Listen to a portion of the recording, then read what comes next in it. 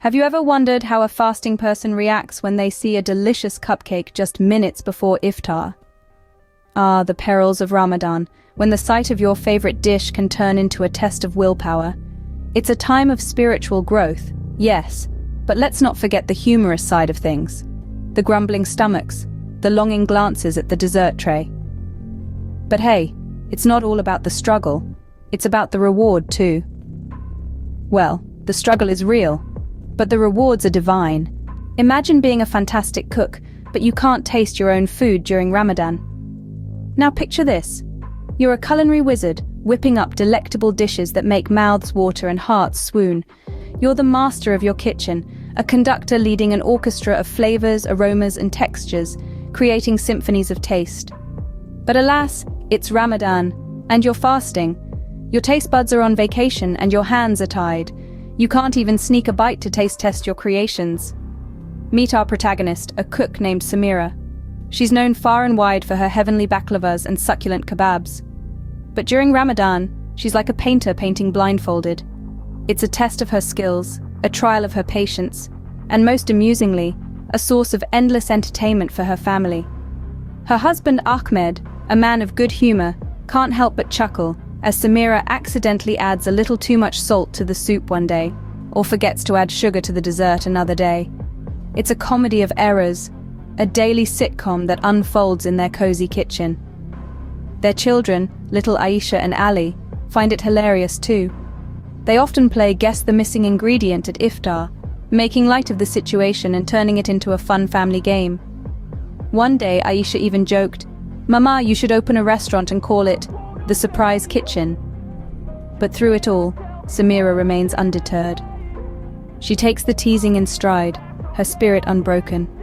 Like a true warrior, she battles on, armed with her trusty spatula and an unshakable faith in her culinary instincts.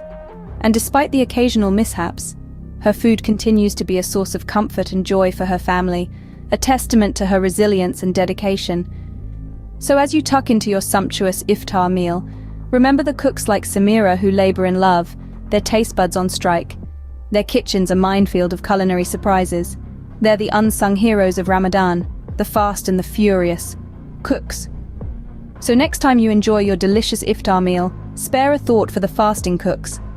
Did you ever try to reach home for iftar and feel like you're in a Formula One race against the sunset? Let's rewind to a not-so-distant past, to a Ramadan afternoon that was as ordinary as any other, except for our protagonist, Mr. Ahmed. Picture this. Ahmed, an everyday office worker, was hoping to get home early for iftar. With the clock ticking and the sun beginning to dip, he couldn't help but feel the pressure.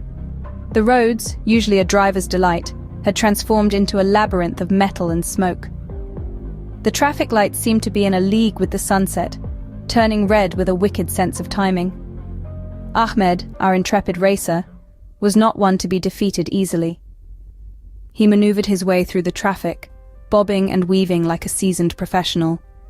He was so close to his goal, he could almost taste the succulent dates and the refreshing roux afsa. Just when victory seemed within reach, his car sputtered and groaned. The fuel gauge had slipped his mind amidst the adrenaline rush. It was a moment straight out of a dramatic movie, the hero running out of fuel just before the finish line. But this was no movie, and the fuel station was a good 10 minutes away. Ahmed, however, was not about to let the sunset win. He ditched his car and started running. Yes, you heard that right.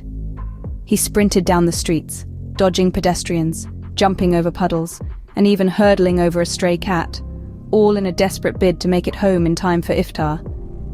The sun was setting, painting the sky with hues of orange and pink, as Ahmed finally reached his doorstep, panting and exhausted. He had lost the race against the sunset, but as he bit into a juicy date and took a sip of the cooling roux afsa, he realized something profound. Remember, the sunset may win the race, but the iftar meal will always be worth it. Ever overslept and missed suhoor? Or worse, woke up thinking it's time for suhoor, only to realize it's just midnight? Yes, today we're diving into the hilarious world of late-night suhoor misadventures. Picture this. You're in the deepest sleep of your life, dreaming about the most luscious date cake, when suddenly your alarm rings. You jump out of bed, rush to the kitchen, and start preparing your suhoor meal. You're halfway through a bowl of cereal when you glance at the clock and realize it's only midnight. You've been tricked by your own sleeping schedule. Or how about this one? You set 5 different alarms to make sure you don't miss suhoor, only to sleep through all of them.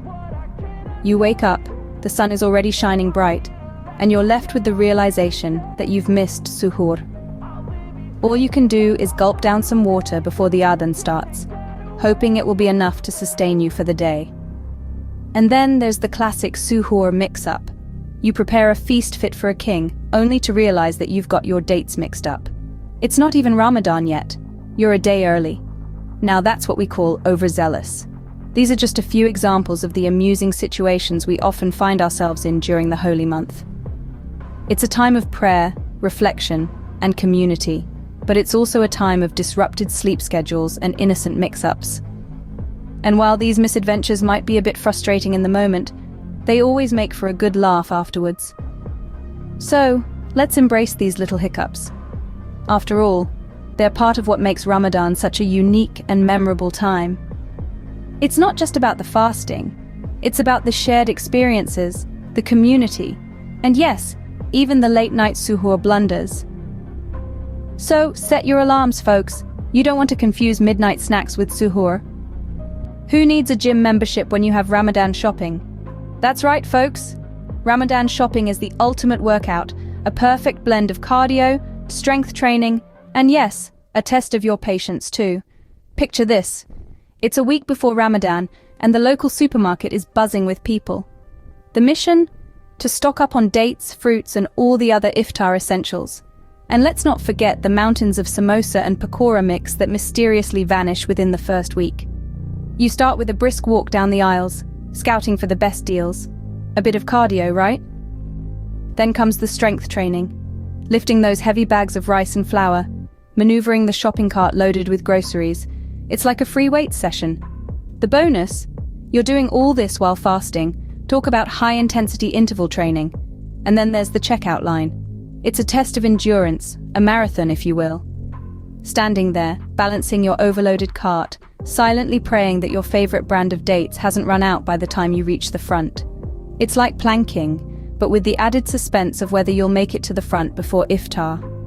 And finally, the last round. Getting all those bags into the car and then into the house. It's the perfect full-body workout. Lifting, bending, walking, and let's not forget, the mental gymnastics you perform, trying to figure out where to store all this stuff. So let's add it up.